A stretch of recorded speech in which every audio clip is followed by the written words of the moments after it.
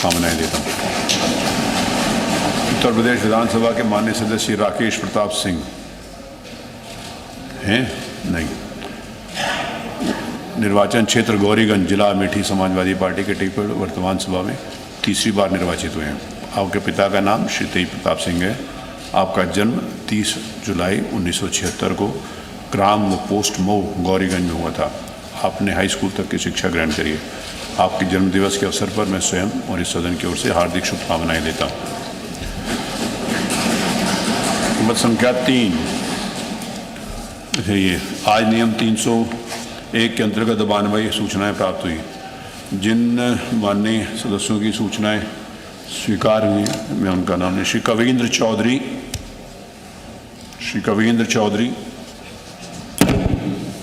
नहीं है।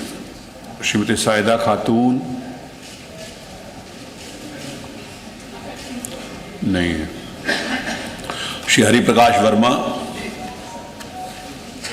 श्री देवेंद्र निम, श्री रवि शर्मा, श्री रामा शंकर पटेल,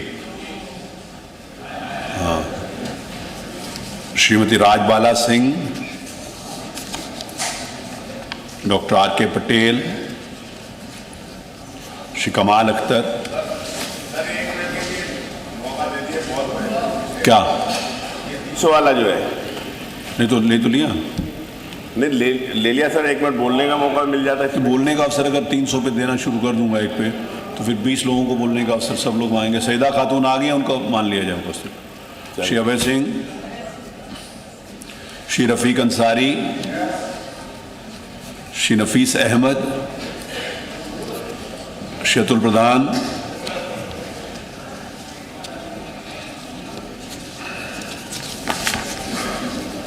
श्री देवेंद्र प्रताप सिंह, श्री राजीव कुमार सिंह बब्बू भैया, श्री जयप्रकाश अंचल, श्री मुकेश चंद्र वर्मा, श्री बेचई सरोज, श्री मोहम्मद ताहिर, श्री समरपाल सिंह, श्री रिजवी साहब, रिजवी उनका वो अनुपस्थित थे, उनकी जगह रिजवी साहब। आज 300 नियम 300 के अंतर्गत 300 बताइए। 300 कविंद्र आ गए हैं तो उनकी माने जो माननीय सदस्य उपस्थित हैं उनको मान लिया जाए। आज नियम 300 के अंतर्गत 5 सूचनाएं प्राप्त हुई। मेरा लोग से माननीय सदस्यों से निवेदन है कि नियम और नियमावली पढ़ लें। जो नियमावली 1958 की थी उसमें कुछ शब्द क्लिष्ट थे। क्लिष्ट को मैंने कठिन कर दिया है 2023 में। तो क्लिष्ट हो सकता है किसी को समझ में ना आए, तो कठिन समझ में आ जाएगा, इसीलिए मैंने नियमावली बदल दी। तो उसमें ये देख लें कि नियम 300 के अंतर्गत क्या आता है।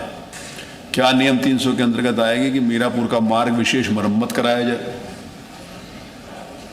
जो लोग माननीय सदस्य ऐसे ऐसे कर रहे हैं उनसे निवेदन है कि उनको भी बता दें कि ये इसमें नहीं आती। मेरा भी कुछ सहयोग करें, मेरा आपसे निवेदन है। तो इसी प्रकार से सारी सूचनाएं हैं, तो जो ग्राह्य नहीं है इनको मैं अग्राह्य करता हूँ। मत संख्या 3 कुछ नहीं है। मत संख्या 4 श्री आशीष कुमार सिंह आशु। धन्यवाद। मैं आपकी अनुज्ञा से उत्तर प्रदेश 18वीं विधानसभा की याचिका समिति 2022-23 विधानसभा की कार्रवाई में आपको लाइव दिखा रहा है, लेकिन विशाल रघुवंशी भी हमारे साथ जुड़ गए हैं अनुपूरक बजट पर बातचीत करने के लिए।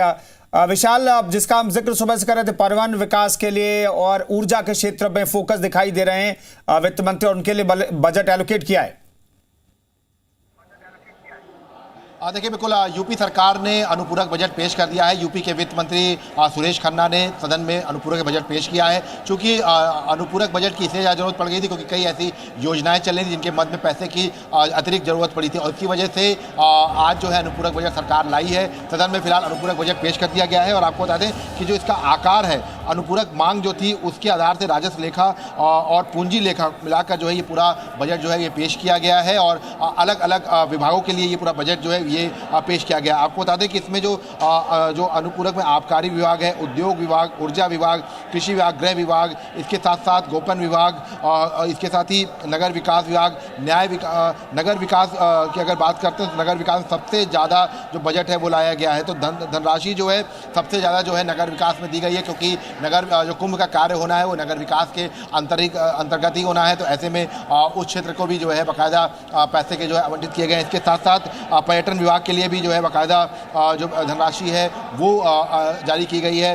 इसके साथ ही राजस्व विभाग के लिए भी धनराशि जारी की गई है। तो इसी तरह से ये कह सकते हैं कि अनुपूरक बजट में तमाम चीज़ों का जो है जिक्र किया गया है। जो कुल आकार है वो 1,2209 करोड़ का अनुपूरक बजट जो है वो पेश किया गया है। मतलब अगर हम बात करें तो ये करीब 12,209 करोड़ रुपए का जो पूरा अनुपूरक बजट है वो पेश किया गया है जो अनुमान के अनुसार। ऐसे में अभी थोड़ा सा फाइनल फिगर जो है वो कैलकुलेट करना पड़ेगा, लेकिन 12,209 करोड़ रुपए का जो अनुपूरक बजट है वो पेश किया गया है उसमें। इसके साथ साथ आपको बता दें कि इसमें जो और भी जानकारी आ रही है वो ये आ रही है कि अनुपूरक बजट में कई चीज़ों का जिक्र किया गया है, कई योजनाओं का जिक्र किया गया है जिसके मध्य में पैसा लाया गया है। कुंभ का, जैसा कि हम बार बार इस बात का जिक्र कर रहे थे कि महाकुंभ को जो है इस पूरे बजट में जो है शामिल किया जाएगा। महाकुंभ के लिए अतिरिक्त जो धनराशि है उसकी जो लाई जाएगी, तो वो फिलहाल देखने को मिली है। तो ये अपने आप में कहा सकता है कि अभी जो बजट है, अनुपूरक बजट जो है वो पेश कर दिया गया है। 12,209 करोड़ रुपए का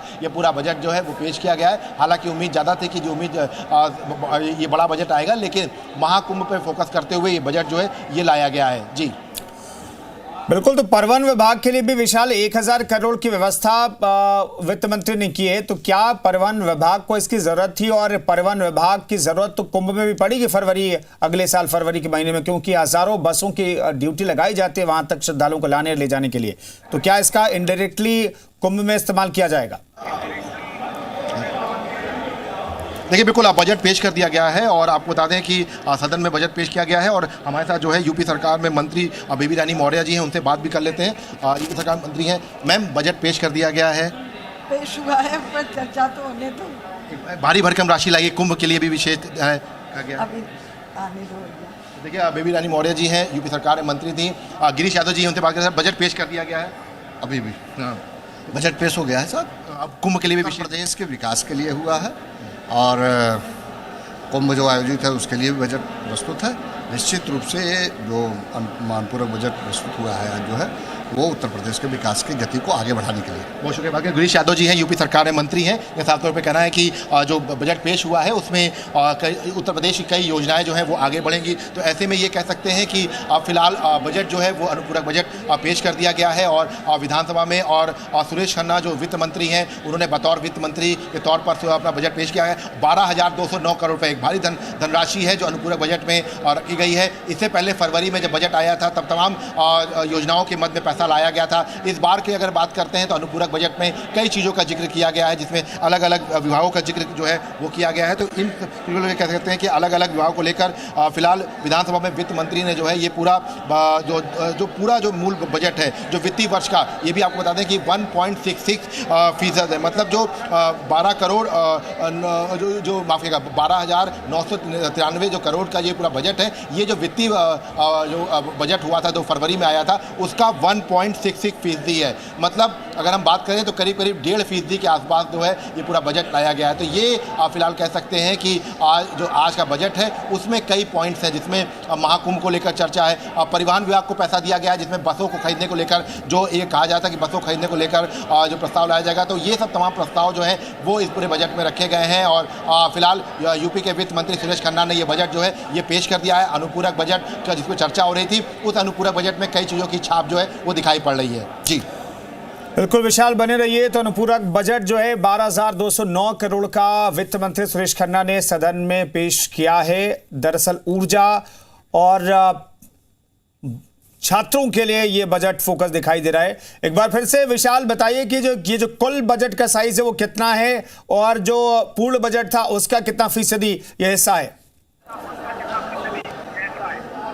देखिए आपको बता दें कि जो ये पूरा बजट है, इसमें अगर हम बात करते हैं तो 12,209 करोड़ रुपए का जो पूरा ये बजट है, इसमें अलग अलग विभागों को पैसा आवंटित किया गया है। जिसमें अगर हम बात करें तो ये जो परिवहन विभाग है उसके लिए भी अलग से व्यवस्था की गई है। बसों खरीदने को लेकर नगर विकास को सबसे ज़्यादा जो है बजट दिया गया है, और ये हम इसलिए भी कह रहे हैं क्योंकि नगर विकास के ऊपर ही पूरी जिम्मेदारी है महाकुंभ कराने की। तो ऐसे में नगर विकास, ऊर्जा विभाग, इनको जो है बड़ा पैसा दिया गया है। इसके साथ साथ देखिए आपको बता दें, चूंकि अभी बजट की कॉपी जो है वो सामने आई है, तो ऐसे में जो बजट वित्तीय वर्ष का जो बजट था 2024-2025 का, उसके अनुसार अगर देखा जाए तो 1.66% सप्लीमेंट्री बजट है। मतलब बहुत ज़्यादा धनराशि जो है उसमें नहीं की गई है, लेकिन जो केवल जो ज़रूरत थी, जो मांगे थी, जो योजनाओं को लेकर, उनका जिक्र किया गया है। इसके साथ साथ देखिए आपको बता देता हूँ कि थोड़ा सा जो है डिटेलिंग आपको बता देता हूँ कि अलग अलग विभागों क्या कुछ डिटेलिंग है। तो ये बता दें आपको कि जो उद्योग विभाग है उसके लिए भी एक अच्छी खासी धनराशि लाई गई है। उद्योग विभाग के लिए भी बाकायदा जो बजट है वो लाया गया है। इसके साथ साथ आपको बता दें कि जो अन्य विभाग है जिसमें खनिजों पर है उस पर, उसके लिए भी है, नगर विकास के लिए भी है, ऊर्जा के लिए भी बाकायदा बजट जो है वो लाया गया है। और सबसे महत्वपूर्ण बात यह है कि इन विभागों की अगर हम बात करते हैं तो ऊर्जा विभाग में इस बात का भी जिक्र किया गया है कि जो कुंभ में जो तमाम लाइटिंग होनी है, जो टेंट सिटी बसाई जानी है, वहाँ पर जो लाइटिंग है, इसके साथ साथ जो सड़कें हैं वहाँ पर लाइटिंग की व्यवस्था, इन सब चीज़ों का भी जो है बाकायदा जो एक एक चीज़ जो है वो जिक्र किया गया है। तो अब फिलहाल ये कह सकते हैं कि अनुपूरक बजट जो है वो पटल पर रख दिया गया है। सदन में वित्त मंत्री के तौर पर सुरेश खन्ना ने अनुपूरक बजट पेश किया है। और आपको बता दें कि एक एक चीज़ का जो जिक्र है, आपको एक बार फिर से मैं पूरा डिटेलिंग जो है वो दे देता हूँ कि जो पूरा बजट है उसमें अगर हम जिक्र करते हैं तो ये करीब 12,209 करोड़ रुपए का पूरा बजट है, और 93 लाख रुपए इसमें एक्स्ट्रा अगर हम जोड़ देते हैं। इसके बाद राजस्व लेखे की बात करते हैं तो 4,227 करोड़ रुपए राजस्व लेखा है। पूंजी लेखे के व्यय करते हैं तो करीब 7,981.99 करोड़ रुपए का जो है। इसके साथ ही साथ जो औद्योगिक विकास है, अब देखिए अलग अलग विभागों की बात हम कर लेते हैं। ऊर्जा विभाग को 2,000 करोड़ रुपए दिए गए हैं, परिवहन विभाग को 1,000 करोड़ रुपए दिया गया है, नगर विकास विभाग को 600 करोड़ रुपए दिए गए हैं, और नगर विकास के मैं बार जिक्र कर रहा हूँ कि कुंभ को लेकर जो है इनको पैसा दिया गया है। इसके साथ साथ उत्तर प्रदेश कौशल विकास को 200 करोड़ रुपए दिए गए हैं। ग्रामीण स्टेडियम ओपन कर रहे हैं। नंदी जी उनसे बात कर लेते हैं, जो कुंभ इलाहाबाद में होने वाला है, बजट पेश कर दिया, कैसा लग रहा है? आ रहा है क्योंकि आप इलाहाबाद के हैं, महाकुंभ भी होने वाला है।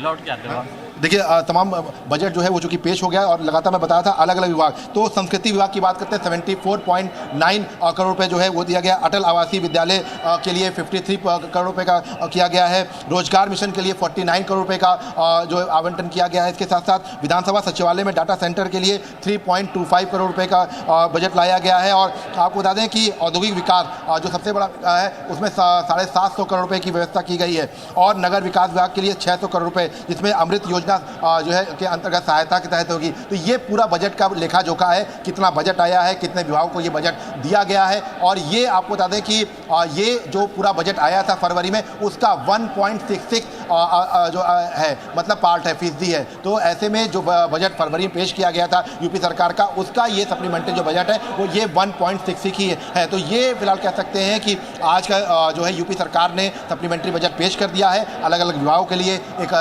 धनराशि जो है आवंटित की गई है। परिवहन विभाग की, जैसा कि मैं जिक्र किया कि 1,000 करोड़ रुपए जो बसें खरीदनी है उनके लिए ये बजट लाया गया है। तो पूरा फोकस जो है वो कहीं ना कहीं से कुंभ के आसपास रखा गया है। औद्योगिक विकास के लिए भी रखा गया है ताकि तमाम कंपनी जो आ रही हैं और तमाम जो रोजगार के लिए जो चीज़ें हैं वो हो सकें। इसके साथ साथ उत्तर प्रदेश कौशल विकास जो बड़ी योजना है, जो जिसे रोजगार के बड़े अवसर जुड़ते हैं, 200 करोड़ रुपए का जिक्र वहाँ पर किया गया है, 200 करोड़ रुपए वहाँ पर किया गया है। ग्रामीण जो स्टेडियम होते हैं उसमें ओपन जो जिम होते हैं उनके लिए भी जो है बाकायदा जो पैसे की व्यवस्था है वो की गई है। रोजगार मिशन के लिए 49 करोड़ रुपए का की व्यवस्था की गई है बजट में। तो ये अनुपूरक बजट का लेखा जोखा है कि क्या कुछ अनुपूरक बजट में खास है। जी बिल्कुल, तो आधारभूत संरचनाओं पर ज्यादा जोर दिया गया है, क्योंकि आधारभूत संरचनाओं के लिए कैपिटल इन्वेस्टमेंट की बात